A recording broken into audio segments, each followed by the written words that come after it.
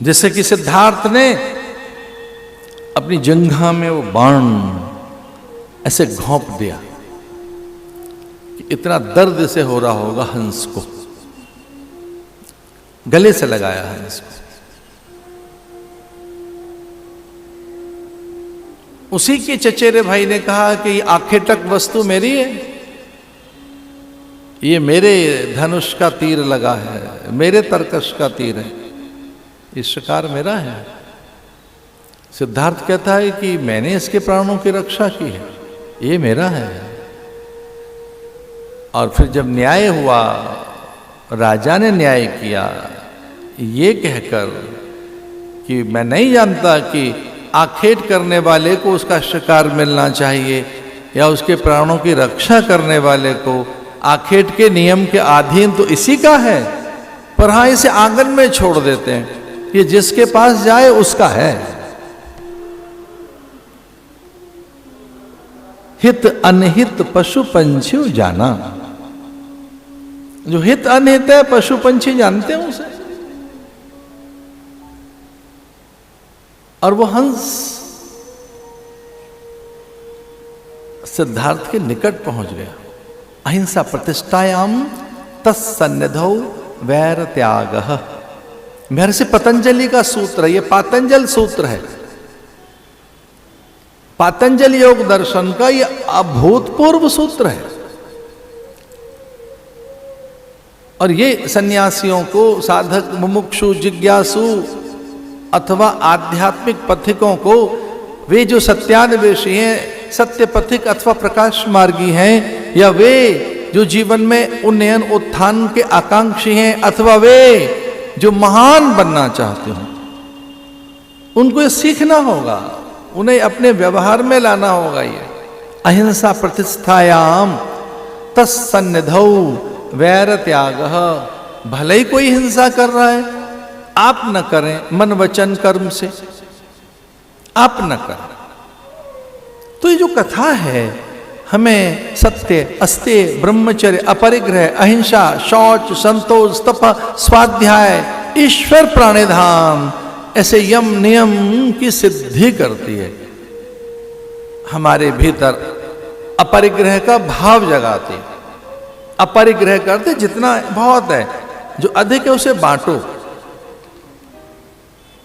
अधिक है तो बंटना चाहिए, उसका सम्मान होना चाहिए, उसका विनिवेश हो, निवेश हो, वितरण हो। और ये आप रोज करते हैं, हर पल करते हैं। एक सांस लेने के बाद फिर दूसरी भी चाहिए। जो आपने प्राण लिए वो दूषित हो गए, फिर दूसरे, फिर तीसरे, फिर चौथे, ये ग्रहण त्याग तो हर पल है आप में। आपने देखा कि प्राणों के माध्यम से ग्रहण और त्याग हम हर पल कर रहे हैं।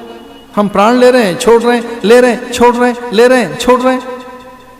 तो जो हेय है उसको त्याग रहे हैं, जो निंदनीय, अपावन है, अपूज्य है, लेकिन जो पवित्र है उसको ग्रहण कर रहे हैं। ये तो हर पल कर रहे हैं। सवितर दुरितानि परासुव, कथा से वो बल आता है कि जो हे है उसका निराकरण कर सके, समाधान कर सके। मन बुद्धि में कुछ ऐसा संग्रहित मत करो जो व्याकुल विकल करे, आपको असहज अशांत करे, आपके दुख का कारण बने, आप में व्यथा निरंतर रखे, आपको व्याकुल रखे। क्या इतना ज्ञान नहीं होना चाहिए कि अब नींद का समय सोएंगे और जिसके कारण दुश्चिंता है वो नहीं रहनी चाहिए। रात भर करवट बदलते रहे, चिंता है, अब सो नहीं पा रहे, चिंता है, तो चिंता तो है। इतना अविवेक, इतना ज्ञान, इतना भय, इतने दुर्बल हो हम कि कोई दुर्विचार इतना प्रबल और प्रचंड है कि हम सहज नहीं हो पा रहे। तो क्या विवेक की पूंजी हमारे पास नहीं रहनी चाहिए?